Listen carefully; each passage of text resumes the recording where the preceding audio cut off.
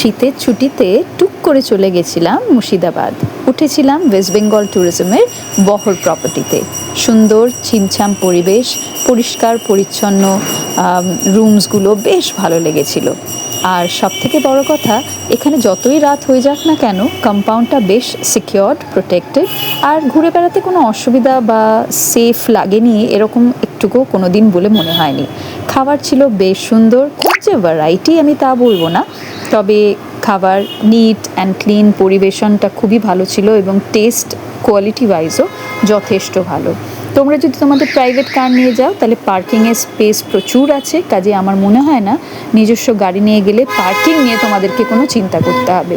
দোলনা ছিল, আমি তো আবার দোলনা পাগল, দোলনা পেলেই সেটাকে নিজেকে কন্ট্রোল করতে পারি না, তাই বেশ অনেকটা সময় এই দোলনার উপর চড়ে নিজে আনন্দ করে সময় কাটিয়ে নিলাম। আশেপাশে কোনো বাচ্চা বা কেউ ছিল না, নইলে হয়তো বা সে আমার এতক্ষণ ধরে দোলনাটা অকিউপাই করে রাখাটা মোটেও পছন্দ করতো না। যাই হোক, মোটামুটি খুব সুন্দর কটা দিন কাটলো মায়ের সাথে। আর মুর্শিদাবাদ আমার আগে যাওয়া হয়নি, এই প্রথম যাওয়া হয়েছিল। অন্য ভিডিওসগুলো একটু পরেই আপলোড করার চেষ্টা করব, একটু পরে না হলেও এক দুদিনের মধ্যে নিশ্চয়ই চেষ্টা করব। যতটা পারা গেছে ঘুরে দেখেছি, তোমাদের সাথেও শেয়ার করব। এই প্রথম এক্সপিরিয়েন্স ছিল আমার মুর্শিদাবাদ যাওয়ার এবং বেশ ভালো লেগেছে। এবং যেহেতু এটা উইন্টার ছিল, তাই জন্যে ওয়েদারটা খুব সুন্দর ছিল। মানে ইউজুয়ালি মুর্শিদাবাদ সাইড তো গরম হয়ে যায়, তো গরমকালের দিকে না যাওয়াই ভালো।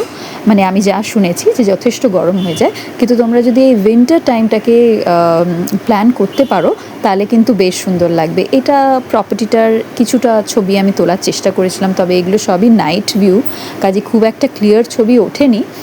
তবে আশা করছি তোমরা একটা আইডিয়া পেয়ে যাবে।